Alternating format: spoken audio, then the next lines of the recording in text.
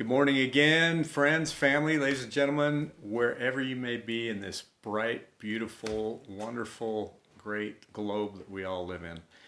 I have a dandy for you today. This is a real treasure. This is from, again, Paul Harvey's Rest of the Story. I hope you enjoy this one as much as I do. It's one of my favorites. This one is called For Love of Jim. Jack and Jim were the best of friends, devoted, inseparable. So when Jim lost both his legs in a railroad accident, Jack did everything he could to help. At first, Jim was certain his career with the railroad was finished. Then, the company gave him another job as a signalman. His outpost was to be a lonely little stop more than 200 miles from anywhere. Jack went along to be whatever help he could with the new job, anything he could do to help his crippled friend. But the lengths of self-sacrifice to which Jack was willing to go are the rest of the story. Jim had come out of the hospital with no legs. He'd barely recovered from the trauma of a double amputation when the railroad had given him his new assignment. Jim would live in a little wooden shack about 150 yards from the signal tower. He was going to be lonely out there, and there would be a myriad of difficulties and adjustments for him to overcome. But Jack would help. For a while anyway, it was hoped for long enough for Jim to overcome those initial difficulties and make those first adjustments. In the beginning, Jack stuck around mostly for company, but he swept out the shack and pumped water from the well and tended to the garden and made himself useful in all the ways legless Jim could not. There was a little trolley, a single-seater, that led from the shack to the signal tower.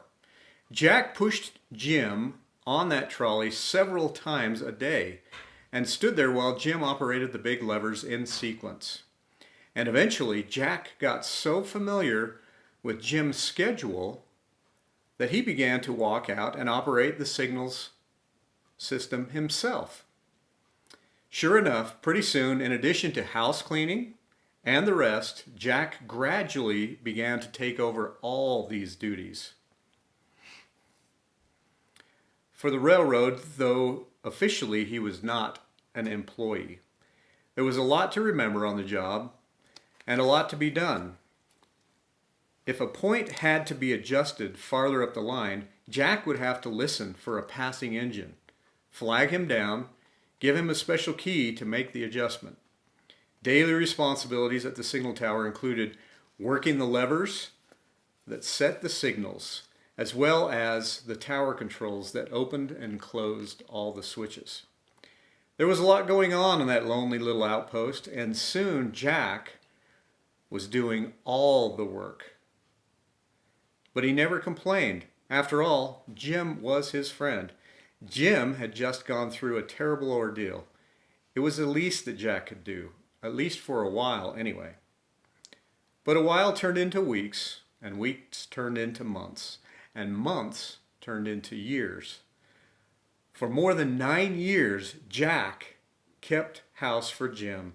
Jack pumped water from the well, tended the garden, trudged out to the signal tower each day to operate the heavy equipment. Until one day, after a bout of tuberculosis, Jack died. But in all those years, Jack, who had never before worked on the railroad, Jack, who had never before seen a signal tower in his life, never made a single mistake.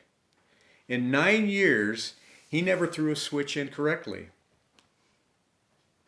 He never sighted a car in error. In 9 years, there was not one accident or even a narrow miss on the Port Elizabeth main line because of Jack. Jack is buried in Cape Colony, South Africa, not far from the outpost where he worked for almost a decade. For his love of his friend, his grave is a silent testament to selflessness. And I don't think I mentioned that Jack the friend who cleaned house, pumped water, and tended garden, and manned the switch tower that ran the railroad, was not a man at all. In fact, he was a baboon. Well, I hope you enjoyed that story as much as I did. I hope that everything is going well with you wherever you may be. And until tomorrow, be safe.